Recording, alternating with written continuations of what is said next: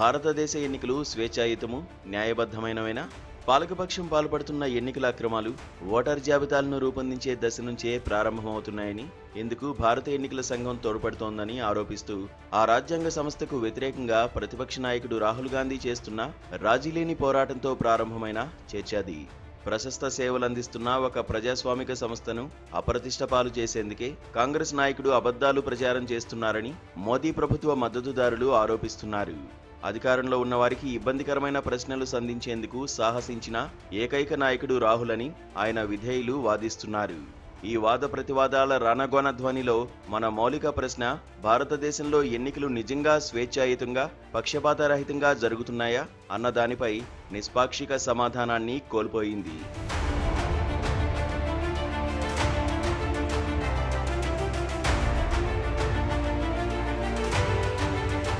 ఆ ప్రశ్నకు సమాధానంగా నేను ఒక ప్రతిపాదన చేస్తున్నాను.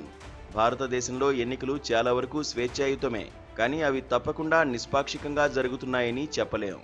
జవహర్లాల్ నెహ్రూ స్వాతంత్ర్యానంతరం సమస్త భారత ప్రజలకు వయోజన ఓటు హక్కు లభింపజేయడంలో ప్రముఖ పాత్ర వహించారు. సార్వత్రిక వయోజన ఓటు హక్కు కల్పించడం చరిత్రలోనే అతిపెద్ద జోదమని రాజ్యాంగ సభలో చాలామంది కొట్టివేశారు. భారత గణతంత్ర రాజ్యం మరింతగా విచ్ఛిన్నమయ్యేందుకే అది దారితీస్తుందని కూడా వారు హెచ్చరించారు. 18 సార్వత్రిక ఎన్నికల అనంతరం ఎన్నికల ప్రజాస్వామ్యం పట్ల తన నిబద్ధత జోదం కాదని, భవిష్యత్తును సముజ్వలంగా నిర్మించేందుకు ఉద్దేశించిన ప్రజాస్వామిక పెట్టుబడని, అది సమున్నత చారిత్రక లబ్ధిని సమకూర్చిందని గట్టిగా వాదించే సౌలభ్యాన్ని నెహ్రూకు చరిత్ర సమకూర్చింది. 1952లో ప్రప్రథమ సార్వత్రిక ఎన్నికలు 6 నెలల పాటు జరిగాయి. వాతావరణ సంబంధమైన ఏర్పాట్లపరమైన సవాళ్ల కారణంగా ఆ ఎన్నికల ప్రక్రియ సుదీర్ఘంగా సాగింది. దేశవ్యాప్తంగా 1.96 లక్షల పోలింగ్ బూతులు ఏర్పాటు చేశారు. వాటిలో 27,527ను మహిళలకు రిజర్వ్ చేశారు. ఆనాడు దేశంలో 17.32 కోట్ల మంది అర్హులైన ఓటర్లు ఉన్నారు. వారిలో 45% మంది తమ ఓటు హక్కు వినియోగించుకున్నారు. 2024లో 18వ సార్వత్రిక ఎన్నికల నాటికి దేశంలో అర్హులైన ఓటర్లు 96.8 కోట్ల మంది ఉన్నారు. దేశవ్యాప్తంగా 10.5 లక్షల పోలింగ్ కేంద్రాలను ఏర్పాటు చేశారు.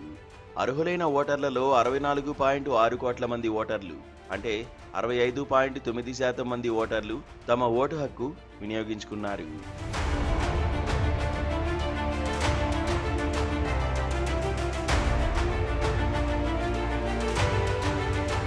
కిరాయి గూండాలు పోలింగ్ బూతులను పూర్తిగా స్వాధీనం చేసుకున్న రోజులు, దేశంలోని కొన్ని ప్రాంతాల్లో బోగస్ ఓటింగ్ అనేది ఒక పరిపాటిగా ఉన్న రోజులు కూడా గుర్తు చేసుకుందాం.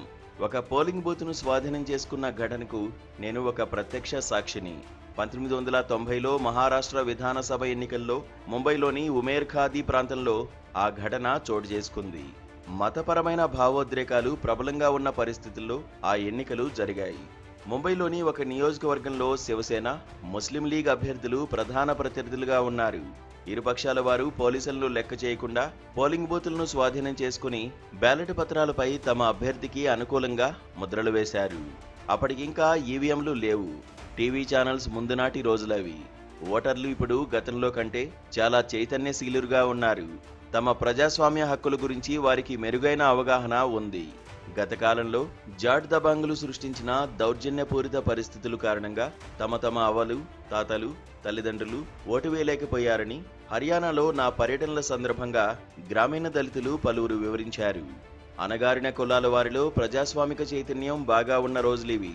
ప్రస్తుత కాలంలో అందున 24 గంటల న్యూస్ ఛానల్స్ యుగంలో అటువంటి ఘటనలు జరగడం అసంభవమే. అనేక అసమానతలు ప్రబలంగా ఉన్న మన సమాజంలో ఓటింగ్ రోజు ఒక విధంగా అరుదైన పౌరసత్వం వర్ధిల్లే శుభదినంగా ఉన్నది. ఆ రోజున జామ్నగర్ ఆయిల్ రిఫైనరీ కార్మికుడికి, ముఖేష్ అంబానీకి ఒకే విధమైన ఓటింగ్ హక్కు ఉంటుంది. ముంబైలోని ధారావి మురికివాడ వాసి కూడా గౌతమ్ అదానీలా టీవీగా పోలింగ్ బూత్లోకి ప్రవేశిస్తాడు. భారత ఎన్నికలు చాలా వరకు స్వేచ్ఛాయుతమైనవే అయినప్పటికీ అవి తక్కువ నిష్పాక్షికతతో జరుగుతున్నాయి. సమాన హక్కులు కల్పించడం అనేది ఎన్నికల ప్రజాస్వామ్య ప్రాథమిక విశ్వాసం. పోటీ చేసే ప్రతి అభ్యర్థికి విజయావకాశాలు సమానంగా ఉండాలి. అయితే ఇప్పుడు అసమ పోటీలు మాత్రమే జరుగుతున్నాయి. అధికారంలో ఉన్న పార్టీ అభ్యర్థి తన ప్రత్యర్థుల కంటే అనేక ఎక్కువ అనుకూలతలు కలిగి ఉంటున్నాడు. అపార ధనబలం, సదా అందుబాటులో ఉండే ప్రభుత్వ వ్యవస్థల కారణంగా అధికార పార్టీ అభ్యర్థికి అనేక అనుకూలతలు సమకూరుతున్నాయి. ధనబలం అనేది మొదటి నుంచి ఉన్నది. కాంగ్రెస్ ఆధిపత్య పార్టీగా ఉన్న కాలంలో ఆ పార్టీకి అపార ఆర్థిక వనరులు అందుబాటులో ఉండేవి. కాంగ్రెస్ ప్రత్యర్థి పార్టీల అభ్యర్థులకు అటువంటి అవకాశాలు ఉండేవి కావు. ధనబలమే గెలుపోటముల్లో నిర్ణయాత్మక శక్తి కానప్పటికీ డబ్బు అపరిమితంగా ఉన్న పార్టీలకు చెప్పుకోదగ్గ విజయావకాశాలు పుష్కలంగా ఉంటాయి.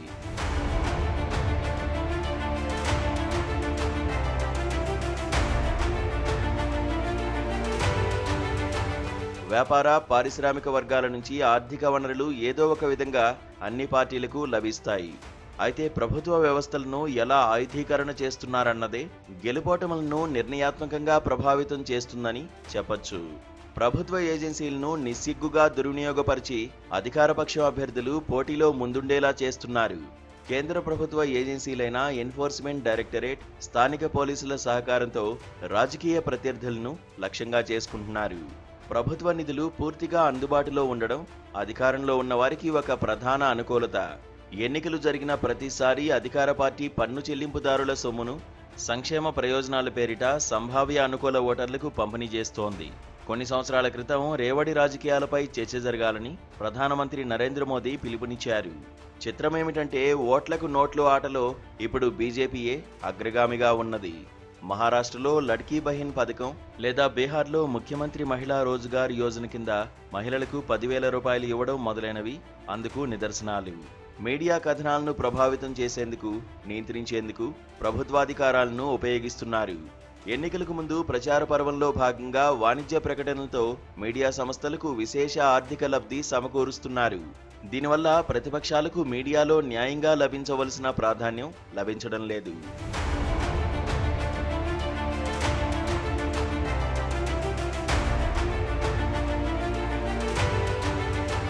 భారత ఎన్నికల సంఘం విషయానికి వద్దాం. ఎన్నికల సమయంలో అపరిమిత అధికారాలు చెలాయించగల ఈ రాజ్యాంగ సంస్థ అన్ని పార్టీలకు సమాన అవకాశాలు లభించకపోవడంపై దృష్టి పెట్టేందుకు నిరాకరిస్తోంది. 2024 సార్వత్రిక ఎన్నికలకు ముందు ఆదాయపు పన్ను శాఖ కాంగ్రెస్ పార్టీకి 1990ల నాటి వ్యవహారాలకు సంబంధించి నోటీసులు జారీ చేసింది. ఆ పార్టీ బ్యాంకు ఖాతాలు స్తంభింపజేసింది. ఈసీఐ మౌనంగా ఉండిపోయింది. ఎన్నికల ప్రచారంలో మతపరమైన భావోద్రేకాలు రెచ్చగొట్టే ప్రకటనలు చేసిన వారిపై చర్యలు చేపట్టలేదు. పెయిడ్ న్యూస్ అనే దురాచారం బాగా ప్రబలిపోయింది. ఇక ఇప్పుడు ఓటర్ జాబితాల్లో మార్పులు చేర్పుల్లో అవకతవకల గురించి వార్తలు ముమ్మరంగా వెలువడుతున్నాయి. వీటికి ప్రతిస్పందనగా ఈసీఐ ప్రత్యేక సమగ్ర సవరణ చేపట్టింది. తొలుత ఈ కార్యక్రమాన్ని అమలుపరుస్తున్న బీహార్లోనే దానిపై అనేక విమర్శలు వెల్లువెత్తుతున్నాయి. కర్ణాటకలో ఓటర్ జాబితాల్లో మోసాలపై ఎఫ్ఐఆర్ దాఖలైనప్పటికీ పోలీస్ దర్యాప్తునకు సహకరించేందుకు ఈసీఐ నిరాకరిస్తోంది. ఎన్నికల సంఘం అధికారపక్షం ఒత్తిళ్లకు లొంగకుండా సక్రమంగా వ్యవహరించడమే కాకుండా తన విద్యుక్త ధర్మాన్ని చిత్తశుద్ధితో నిర్వహిస్తున్నట్టు కనిపించడం కూడా నిష్పాక్షిక ఎన్నికలకు చాలా ముఖ్యం. తటస్థ మధ్యవర్తిగా ఉండవలసిన రాజ్యాంగ సంస్థ ఇప్పుడు ఒక పక్షానికి అనుకూలంగా వ్యవహరిస్తున్నట్టుగా కనిపిస్తోంది. ఈసీఐ వైఖరి భారత ప్రజాస్వామ్యానికి మేలు చేయదు.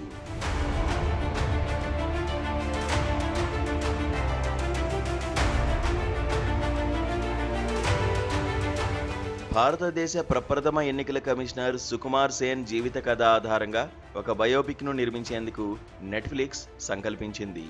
గణిత శాస్త్రవేత్తగా శిక్షణ పొంది ఐసీఎస్ అధికారైన విద్వజ్ఞుడు సుకుమార్ సేన్. ఆధునిక భారత ప్రజాస్వామ్య నిర్మాతగా ఆయన వారసత్వం సమున్నతమైంది. నెట్ఫ్లిక్స్ రూపొందించే ఆయన బయోపిక్ విడుదలైనప్పుడు ఎన్నికల సంఘం ప్రధానాధికారి, ఆయన సహచర ఎన్నికల కమిషనర్లు, ఈసీఐ ఇతర ఉన్నతాధికారులు తప్పక చూడాలని ఆశిస్తున్నాను. సుకుమార్ సేన్ నుంచి వారు స్ఫూర్తి పొందాలి. మానవ దేహంలోని ఒక కీలక భాగం వెన్నెముకను ఈసీఐ పునః పొందవలసిన అవసరం ఎంతైనా ఉంది.